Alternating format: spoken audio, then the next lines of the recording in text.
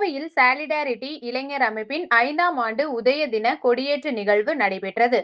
இளைஞர்களின் ஒற்றுமை, உரிமை மற்றும் மாற்றத்தை நோக்கமாக கொண்டு செயல்பட்டு வரும் சாலிடாரிட்டி இளைஞர் அமைப்பு தனது வெற்றிகரமான 5ஆம் ஆண்டில் கால் பதிக்கிறது.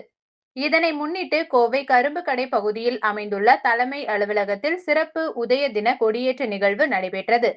மத நல்லிணக்கம், ஒற்றுமை, உரிமை, மாற்றம், உதயத்தின் அடையாளம், இளைஞர்களின் ஒற்றுமை என்ற தாரக மந்திரத்துடன் இந்த கொடியேற்ற விழா நடைபெற்றது.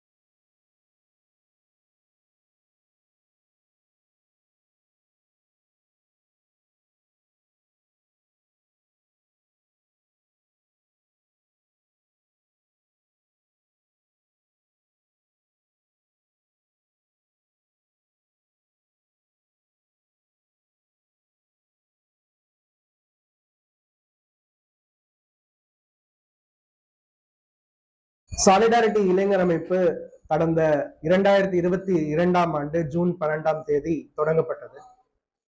இந்த அமைப்பு தொடங்கப்படும் பொழுது இளைஞர்கள் தற்போதைய சூழல் நமக்கு தெரியும்.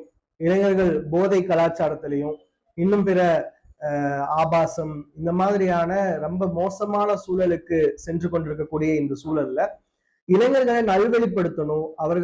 அவர்கள் தான் இந்த சொசைட்டிக்கான ஒரு சேஞ்சர் ஃபேக்டரா இருக்க போறாங்க.